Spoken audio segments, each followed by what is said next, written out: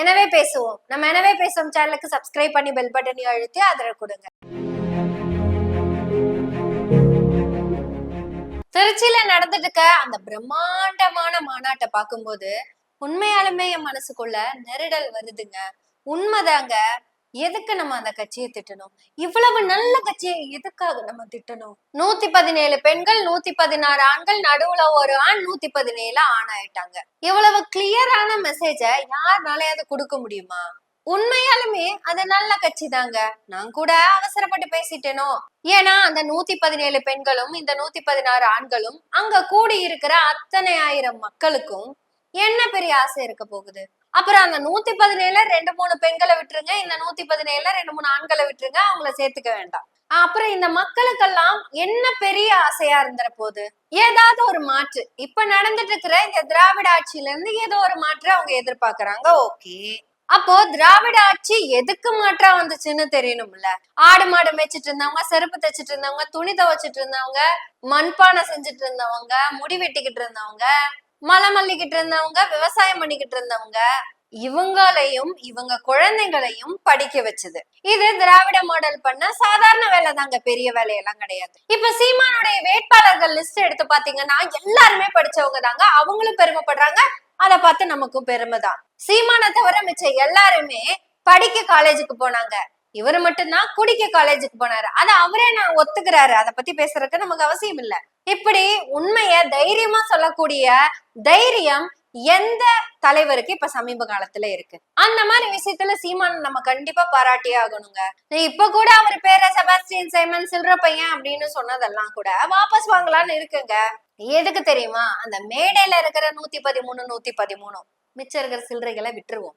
அப்புறம் அங்க கூடி இருக்கிற மக்களும் இவங்களோட ஆசை என்னன்னா, நம்ம முன்னாடியே சொன்ன மாதிரி திராவிடத்துக்கு மாற்று. திராவிடம் எதையெல்லாம் மாத்தி வச்சதோ அதத்தான் அந்த மேடையில நிக்கிற அன்பு வள்ளல்னு வச்சுக்கலாம். அந்த வள்ளல் சீமான் சொல்லிக்கிட்டு இருக்காரு. மாடு மேய்க்கணும், துணி துவைக்கணும், மண்பானை செய்யணும், முடி வெட்டணும், விவசாயம் பண்ணணும், இது எல்லாமே புனிதமானதுன்னு அவர் சொல்லிக்கிட்டு இருக்காரு. அதாவது திராவிடம் கொண்டு வந்த படிப்புக்கு மாற்றாக இதை செய்யலாம் அப்படின்னு மறுபடியும் பழைய இடத்துக்கு எடுத்துட்டு போறாரு. எதை நம்ம செஞ்சுக்கிட்டு இருந்தோமோ அதுக்கு மாற்றாக படிப்பை திராவிடம் கொண்டு வந்துச்சு. அந்த மாற்றத்துல படிச்சவங்க தான் அத்தனை நாம் தமிழர் கட்சி வேட்பாளர்களும். படிச்சு வந்த அத்தனை வேட்பாளர்களும் அந்த மேடையில நின்னுட்டு பார்க்கவே அவ்வளவு சந்தோஷமா இருந்ததுங்க. சரி பாதி பெண்கள்ங்க, சரி பாதி பெண்கள். அத்தனை பெண்களுடைய ஒற்றை நோக்கமும் இனிமே நான் புள்ள பக்க போனா போதும் அப்படிங்கிறது மட்டும்தான். எதுக்கு நீங்க எம்எல்ஏ ஆகுறீங்கன்னு எனக்கு நிஜமாவே தெரியல. ஏன்னா உங்களுக்கு முக்கியமான வேலை ஒண்ணு இருக்கு, ஆண்களுக்கு விடுதலை கொடுப்பது.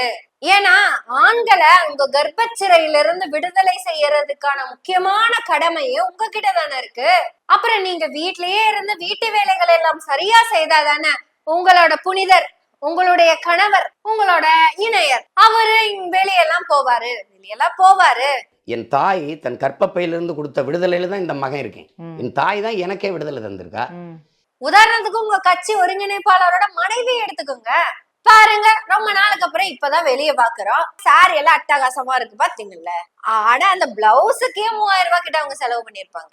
இவங்க வீட்டுல இருந்து குடும்பத்தை பாத்துக்கிறதுனால மட்டும்தான் நம்ம, அதாவது உங்க திரு சீமான் அவர்கள் இவ்வளவு பெரிய மாநாட்டை இவ்வளவு பிரம்மாண்டமா நடத்த முடியுது. என் உயிர் துணையா வந்திருக்கிற என் துணைவி கயல்வெளி கொடுத்த சுதந்திரத்துலதான் நான் சுதந்திரமா இயங்க முடியுது.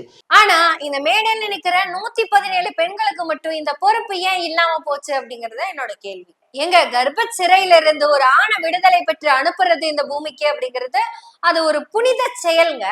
அது உங்களை தவிர வேற யாருங்க பண்ண முடியும்? யாரு பண்ண முடியும்? அதெல்லாம் விட்டுட்டு கேவலம் டெபாசிட் கூட வாங்க மாட்டேன் அப்படிங்கறதே பாலிசியா வச்சிருக்கிற கட்சியில போய் நின்னுட்டு நான் தான் எம்எல்ஏவாவேன். எதுக்கு ஆவறீங்க? வீட்டு வேலை இருக்குல்ல, இணையற ஃப்ரீடமா விட வேண்டிய வேலை இருக்கு, குழந்தைங்களை உங்களோட கர்ப்பச்சிறையில இருந்து டெலிவரி பண்றதுக்கான வேலை இருக்குது. அதெல்லாம் விட்டுட்டு எதுக்கு இந்த வேலையை பாக்குறீங்க? அதெல்லாம் தாண்டி உங்க குழந்தைக்கு தோல் நோய் வராம இருக்க கல்லு கொடுக்கற வேலையும் நீங்களா செய்யணும். அதுக்காக பனைமரத்தை வைக்க வேண்டிய வேலையை யாரு செய்வா? நீங்க தானே செய்யணும். பனைமரம் வளர வளர ஏணி கட்டிக்கிட்டே வாங்க, ஏணி பிடிச்சே ஏறி போயிடலாம்ல. இப்பேற்பட்ட புனித பணிகளை எல்லாம், இந்த புனித பணின்னு சொல்றதும் சீமான் தான், அதே அந்த புனித பணிய உங்களை எல்லாம் செய்ய விடாம தடுக்கிற இந்த சீமானை நம்பி, அந்த சில்ற பையனை நம்பி 4 நிமிஷத்துக்கு அப்புறம் அவனை வந்து அந்த வார்த்தை சொல்லி பேசாம எனக்கே கஷ்டமா இருக்கு. ஆனாலும் இந்த கூட்டத்துல நீங்க மட்டும் கவனிச்சீங்களா, எனக்கு அது ரொம்ப பிடிச்சிருந்தது. பெரிய கருப்பம் வர்றாண்டோய் அப்படின்னு ஒரு சொன்ன நாடக ஆர்டிஸ்ட் போல பூவை கட்டிக்கிட்டு சாமி வந்த மாதிரி ஆடிக்கிட்டு இருந்தாரு. கையில அருவாளோட நின்னு ஆடிட்டு. நீங்க நல்லா கவனிச்சீங்கன்னா அந்த நாடகம் முழுக்க முழுக்க சீமான பத்தி பெருமையா தான் படிச்சிருக்காங்க. அதுல ஒரு பொண்ணு வந்து சொல்லுது, என்ன பாலியல் வல்லுறவு செஞ்சுட்டாங்க, யார் அந்த சாருன்னு கண்டுபிடிங்க அப்படின்னு சொல்லுது. அதுக்கு அந்த சொல்லுது, வெத்தலைய போட்டுட்டு வெத்தலை சாரு கிடைச்சிச்சு, அந்த சாரும் கிடைச்சிச்சு, புடிச்சு உள்ள போட்டாங்க. ஆனா நிபந்தனையற்ற மன்னிப்பு கேட்டவனா தான் கண்டுபிடிக்க முடியல.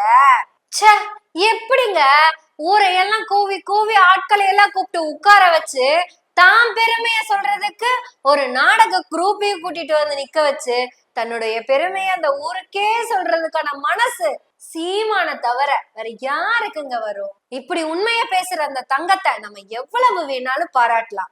இடையில அந்த புள்ளையே சொல்லுச்சுங்க, பொள்ளாச்சி சம்பவம் மாதிரி அப்படின்னு.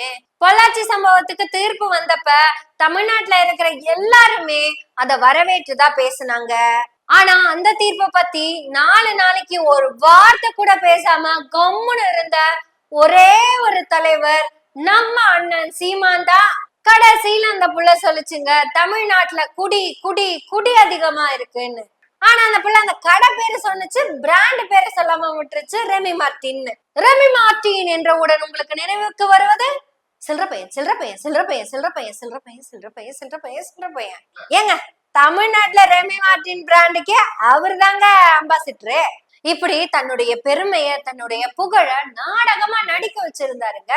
அந்த நாடகத்துடைய கிளைமேக்ஸ் வரும்போது தாங்க அந்த 2 கோடி ரூபாய் கார்ல வந்து சீமான் இறங்குறாரு. எளிய வீட்டு பிள்ளைங்க, எளிய மக்களின் புரட்சிக்காக அந்த 2 கோடி ரூபாய் கார்ல வந்து அவங்களும் அவங்க இணையரும் இறங்குறாங்கங்க. கயல்விழி அக்காவோட போனிட்டைல பார்த்த ஒண்ணும் நமக்கு உண்மையாலுமே லாயரோ அப்படின்னு தோணுச்சுங்க. சீமான் அப்படியே அதுல இருந்து இறங்கி நின்று அப்படியே கைய தூக்கி ஜெயிச்சிட்டா அப்படிங்கிற மாதிரி தூக்குனாருங்க. அப்படியே வந்து 2 பேரும் சேர்ல முன்னாடி உட்காந்துக்கிட்டாங்க. அப்ப கயல் சீமான் கிட்ட சொல்லிருக்கணும்ல, சொல்லிருப்பாங்கல்ல, என்ன மாமா கொள்ளையில பிள்ளைங்க எண்ணிக்கை ஜாஸ்தி ஆகிக்கிட்டே போகுது, போன வருஷம் கொள்ளையில பார்த்த பிள்ளைங்க பாதைய காணமே எல்லாம் புதுசு புதுசா இருக்குது, என்ன மாமா உன்னோட ரொமான்ஸ் அவ்வளவு ஃபேமஸ் ஆச்சா ஊரு பூரா? உண்மையாலுமே மாமா விஜயலட்சுமியோட ஆடியோ வெளியே வந்தப்ப இருந்த பெண் ஃபாலோவர்ஸை விட நிபந்தனையற்ற மன்னிப்பு கேட்டதுக்கு அப்புறம் வந்த பெண் ஃபாலோவர்ஸ் ரேஷியோ தான் ரொம்ப அதிகமாமா. நீ கேளு மாமா, இன்னொரு 4 நிபந்தனையற்ற மன்னிப்பு. உனக்கு என்ன மாமா, நீ எப்பேற்பட்ட ஆளு? புடி மாமா, கொள்ளையில ஊர புது பிள்ளைகளா இருக்குது. ஆனாலும் சில்ற பையனை நம்ம மனதார பாராட்டுறேன். பா, அந்த வடிவேல் படம் தாங்க எனக்கு ஞாபகத்துக்கு வருது. எல்லாரும் 100 ரூபா கொடுங்க, கடவுளை காட்டுறேன் அப்படின்னு பணத்தை வாங்கிடுவா. அப்படி ஒரு மலையாளி வாரத்துல அப்படியே போய் நின்னுட்டு இந்த மாதிரி ஸ்டேஜ் போட்டு நின்னுட்டு இந்த பக்கம் 116 ஆண்களையும் இந்த பக்கம் 117 பெண்களையும் நிக்க வச்சுக்கிட்டு, அங்க பாருங்கடா, எவன் முண்டாட்டி எல்லாம் பத்தினியோ எவன் புருஷனெல்லாம் பத்தினோ அவங்களுக்கு மட்டும்தான்டா அந்த வெற்றி தெரியும். 2026 வெற்றி கண்ணு முன்னாடி நிக்குதுடா, கத்துங்கடா அப்படின்னு கைய தூக்குனதும் எல்லாரும் சேர்ந்து வெற்றி வெற்றி வெற்றின்னு கத்துவாங்க. அது வரையும் என்னால வெயிட் பண்ண முடியல, அதுக்குள்ள நான் வீடியோ எடுக்க வந்துட்டேன். அந்த கண்கொள்ளா காட்சிய நாளைக்கு பேசிடுவான். இருந்தாலும் 2026 வெற்றி கண் முன்னாடி நிக்குதுன்னு சீமான் சொன்னப்ப கீழே இருக்கிற ஆட்களும் கை தட்டினாங்க. டெபாசிட்டே வாங்கிடக்கூடாதுன்னு வெறியோட நிக்கிற இவன் பேச்ச கேட்டுக்கிட்டு நாளைக்கு 100 ரூபாய் போட்டு கொடுத்துட்டீங்களேடா, அவங்க பொண்டாட்டி எல்லாம் பத்தினியா அவங்க புருஷனெல்லாம் பத்தினான்னு யாரு உங்களுக்கு சொல்லி புரிய வைக்கிறது? வீடியோ எடுக்கிறப்ப 6:45ங்க, அவர் இன்னும் பேச ஆரம்பிக்கல. கண்டிப்பா இன்னொரு 10 நிமிஷத்துல பேசிடுவாங்க. அதையும் நாளைக்கு பேசுவோம். எனவே பேசுவோம் நாள்தோறும். உங்களுடைய ஆதரவுகளை நன்றிகளோடு எதிர்பார்த்து கொண்டிருக்கிறோம். நன்றி, வணக்கம்.